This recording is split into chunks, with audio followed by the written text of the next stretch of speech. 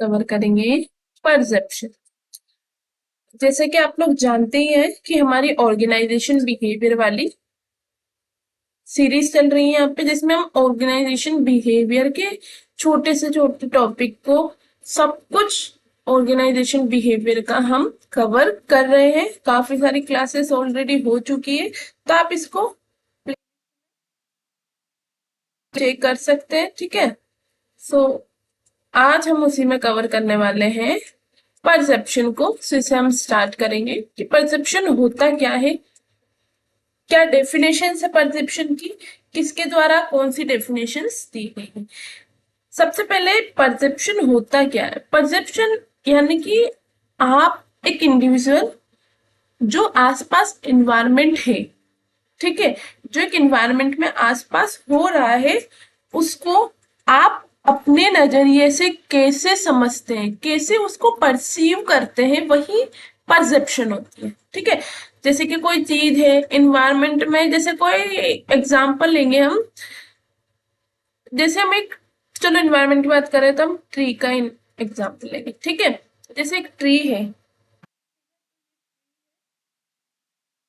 तो ये कई लोगों के लिए इसका परसेप्शन किसी के लिए अलग होता है, किसी के लिए अलग होता है। जैसे एक देखेगा तो वो देखेगा कि हाँ ये एक पेड़ है, ठीक है, एक ने ऐसे देख लिया। दूसरा बोलेगा कि वाओ ये पेड़ है, कितना ग्रीन है, ठीक है, वाओ इसमें अभी तक पेड़ में फ्रूट्स कैसे नहीं आ रहे हैं। ठीक है, तो तीनों लोगों का एक ही चीज के लिए अलग अलग परसेप्शन हो गया। कि एक तो बोल रहा है कि वाओ, सिर्फ एक ने अपने दिमाग में कुछ नहीं सोचा जाता, बस उसने देखा कि सिर्फ ये ट्री है। और दूसरा सोचता है कि कितना ग्रीन है, कितना बड़ा पेड़ है ऐसे। और थर्ड सोचता है कि ये पेड़ भी है, ये कौन सा फ्रूट उगेगा, इसमें कौन सा फ्रूट आएगा, कौन से इसकी वो है, कैटेगरी है, कौन सी किस्म का है ये। तो मतलब एक ही चीज को सब अपने अपने नजरिए से देखते हैं, और सबकी अपनी अपनी परसेप्शन होती है। ऐसे ही चाहे हम ट्री का बोल रहे हैं, ऐसे कोई ड्रेस का भी ले सकते हैं हम। ठीक है, तो ये कैसे भी किस तरह से भी हो सकता है। सो ये हमने समझा। अब हम इसको डेफिनेशंस के थ्रू देखेंगे कि in simple sense perception means perceiving, perceive करना, जैसे giving meaning to the environment around earth. Perceiving मतलब कोई मीनिंग को अपने एनवायरनमेंट में, सबको अपने अपने नजरिए से,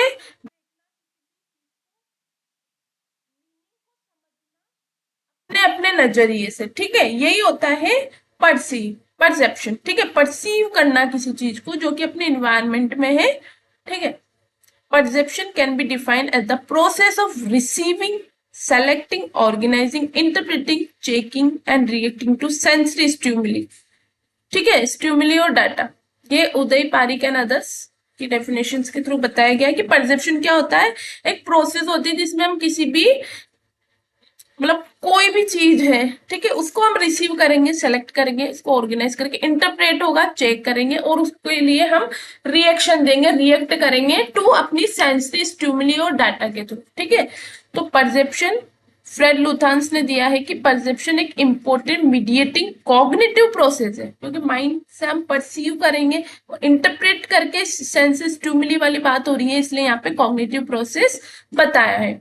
throw which person makes interpretation करता है ऑफ द स्टिमुलस और situation they are face with. ठीक है, वो इंटरप्रेट करता है किसी भी चीज को जो उसके सामने आती है। ठीक है, यही होता है परसेप्शन। तो अब परसेप्शन प्रोसेस है, ये किसकी प्रोसेस है, सेलेक्ट करने की, ऑर्गेनाइज करने की एंड इंटरप्रेट करने की एनवायरमेंटल इंफॉर्मेशन को। अब एट्रीब्यूशन की प्रोसेस देखेंगे कि attribution is the process of determining the reason for behaviour.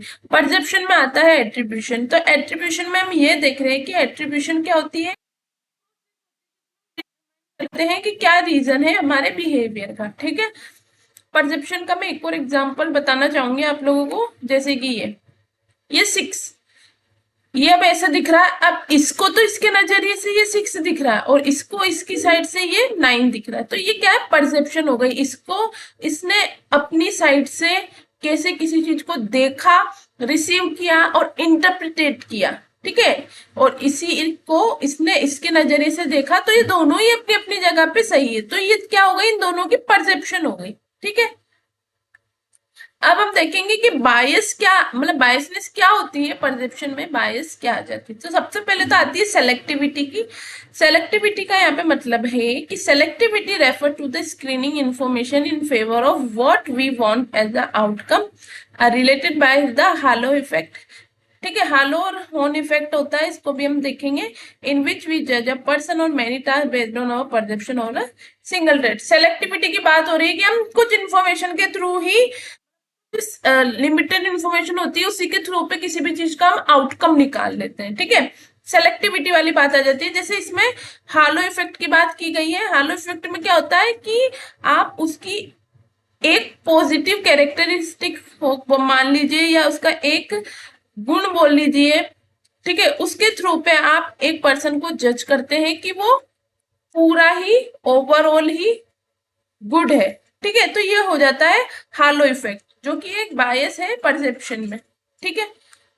Second आता है फ्रेम ऑफ रेफरेंस, यानी कि इसमें क्या होता है, हम refer to seeing things from our point of view. Frame of reference में क्या होता है, चाहे सामने वाला कैसा भी हो, कैसा भी दिखता हो, या और कोई इंडिविजुअल की बात नहीं, जैसे और कोई भी चीज हुई, तो मतलब चाहे वो कैसी भी दिख रही हो, उसका मीनिंग अलग हो, बट हम उसको हमारे नजरिए से देख रहे हैं, हमारे पॉइंट ऑफ व्यू से, ठीक है।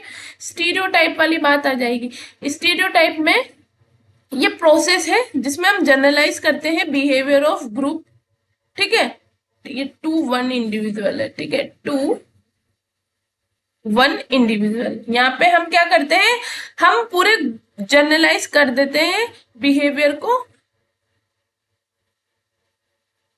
मतलब पूरे ग्रुप को देख के हम एक वन इंडिविजुअल का बिहेवियर को हम देखते हैं। इसमें देखेंगे हम स्टीरियोटाइप में, जैसे कि ये स्टीरियोटाइप से सब रूढ़िवादी बात बोल सकते हैं हम। इसमें क्या होता है कि लोग अपने अपनी स्टीरियोटाइप रखते हैं। जैसे ये एक वुमन है, ठीक है, तो ये वुमन के बारे में बोल रहा है कि वुमन तो गुड नहीं होती।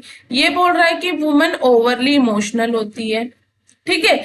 और इसकी क्या मतलब ये स्टीरियोटाइप पे बोलते हैं ना, रूढ़िवादी संस्कृति, जैसे वुमेन आगे नहीं बढ़ सकती, इसे पुराने टाइम पे था। अब आज हालांकि अब ऐसा कुछ भी नहीं है, पर पहले था कि एक हाउसवाइफ बन के रहे। तो ये रूढ़िवादी बातें होती है कुछ कुछ, जैसे कि ये बोल रहा है कि इंजीनियर हमेशा मैन ही होते हैं, और ये बोल रहा है कि यंगर पीपल आर लेजी, कि जो आजकल के जो यंगर पीपल है वो लेजी होते हैं। तो ये क्या होती है, स्टीरियोटाइप होती है, जो कि प्रोसेस होती है जनरलाइजिंग बिहेवियर की of a group to one individual. Fourth, इसमें बायस है परसेप्शन की। Expectation refer to seeing hearing what we expect to. Another type of expectation is the like me assumption that other perceive things as you do because they are similar to you। Expectation क्या होती है, जो हम